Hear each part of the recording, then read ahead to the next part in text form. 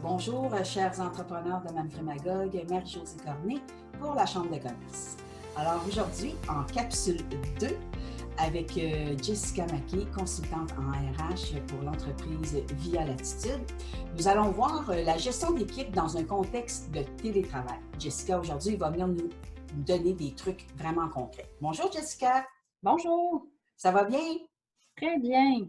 On s'en sort toujours? Oui, ben oui. C'est ça le plus important. Oui, vraiment. Alors aujourd'hui, Jessica, on va parler un peu de la gestion de travail, la gestion d'équipe dans un contexte de télétravail qui est très nouveau, bien sûr. Alors, on sait que les gestionnaires puis que les travailleurs, on a tous été précipités dans ce télétravail-là, même si on en parlait depuis quelques années que ça viendrait. Je pense que c'est arrivé très rapidement, c'est arrivé en même temps que la pandémie. Aurais-tu quelques Oui, trucs, toi, à nous partager au sujet de ce télétravail-là? oui. Ben les entreprises qui avaient déjà fait le pas, Mhm. c'est juste une continuité, puis c'est peut-être juste à plus grande échelle. Mais les entreprises qui n'étaient pas prêtes au télétravail, c'est beaucoup de changements, tant pour les gestionnaires, pour l'entreprise, parce qu'il y a, il y a du matériel informatique et puis des outils qui doivent être mis en place rapidement, et pour le personnel. C'est pas tout le monde qui est content d'aller travailler de chez eux puis qui a pas besoin de ce contact humain-là. En plus, on rajoute la difficulté d'avoir le reste de la famille. Peut-être qu'il y a certains conjoints qui sont en arrêt, fait qu'eux autres, ils vaquent à leurs occupations très plaisantes, puis nous, on doit travailler. Il y a les enfants qui courent en arrière. D'ailleurs, vous allez peut-être en entendre ou en voir passer. C'est la réalité aujourd'hui. Donc, il faut le considérer dans notre gestion. Fait que ça change de tout au tout.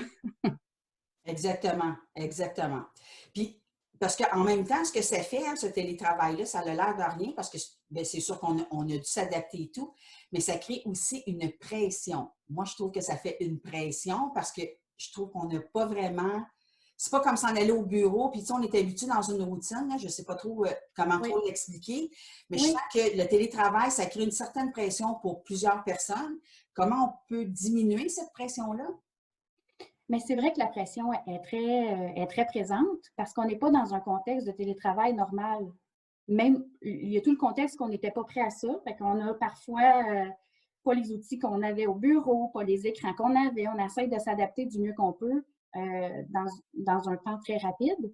Mais avec la famille, c'est pas vrai qu'on peut s'asseoir et être aussi concentré, puis sur plusieurs personnes parce qu'ils veulent bien faire, ils veulent le rendement qu'ils offraient au bureau, ils ont des attentes personnelles. Ça crée une pression énorme parce que c'est pas toujours possible. Hmm. Donc, l'employeur, si pour lui, son attente, c'est aussi un 40 heures semaine, puis que c'est le nombre d'heures, puis que c'est quand que je t'en rencontre avec toi, je m'attends à pas entendre personne, c'est pas réaliste. Donc, en tant qu'employeur, qu'est-ce que je peux faire? Mais il y a plusieurs solutions que je peux offrir. Premièrement, d'être indulgent. Deuxièmement, si vous avez des enfants, vous aussi, puis qu'on les entend en tant que gestionnaire, c'est rassurant pour votre personnel. S'ils voient passer ou qu'il y a quelque chose qui se passe, ça démontre juste que vous êtes humain, vous aussi, puis que vous êtes dans la même situation que lui. Wow. On peut offrir du temps réduit, de dire là, on va arrêter la pression de 40 heures. Si sur un 5 jours, tu es en mesure de faire 32 heures, bien, ça sera ça. Puis de notre côté, chez les entreprises clientes, il y en a qui l'ont demandé. De dire, moi, j'ai un enfant d'1 an, c'est impossible que je fasse 40 heures. On est deux en télétravail à la maison, donc on se fait des chiffres, de 9 à 10, j'ai une rencontre, parfait, toi, tu t'occupes du petit. Puis pour faire 8 heures dans une journée, il faudrait 16 heures. Ça ne fonctionne pas comme vie familiale. Donc, est-ce qu'on peut être plus souple sur les heures? Il faut changer, évidemment, nos méthodes de gestion et nos attentes. Arrêter de parler d'heures, parler d'objectifs. Ce projet-là, est-ce qu'on se donne un objectif que d'ici telle date, on va être rendu là? Parfait. Est-ce que tu travailles de soir quand les enfants sont couchés, puis c'est ça qui t'adonne le mieux? Ça t'appartient. Donc, on enlève le focus des heures, puis on se donne des objectifs précis pour pouvoir se suivre dans les projets, puis que les choses avancent correctement quand même. Et l'écoute.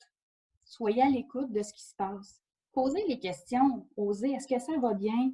Comment tu trouves ça? de démontrer une certaine vulnérabilité peut être, ben, voyons, excusez, rassurant, mais ça peut, développer des liens humains aussi avec le personnel Tout à fait. et ben, d'utiliser la technologie. Donc la technologie, c'est sûr que ça va, tous les moyens sont bons pour communiquer puis garder le contact, facilement. Wow, ça fait du bien d'entendre ça, justement.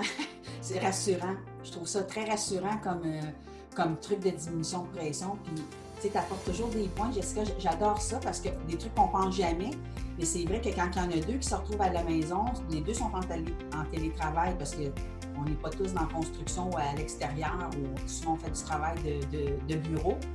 Puis que là, il y a un bébé d'1 an. Écoute, j'adore ça.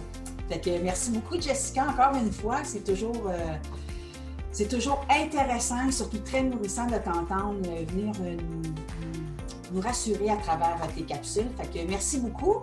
Alors voilà, c'était la capsule numéro 2, la gestion d'équipe dans un contexte de télétravail. J'espère que ça a été utile pour vous encore aujourd'hui. À la prochaine, Jessica. À la prochaine. Oui, c'était Jessica Maquet, consultante en ressources humaines pour l'entreprise Via Latitude. Bonne journée. Bye!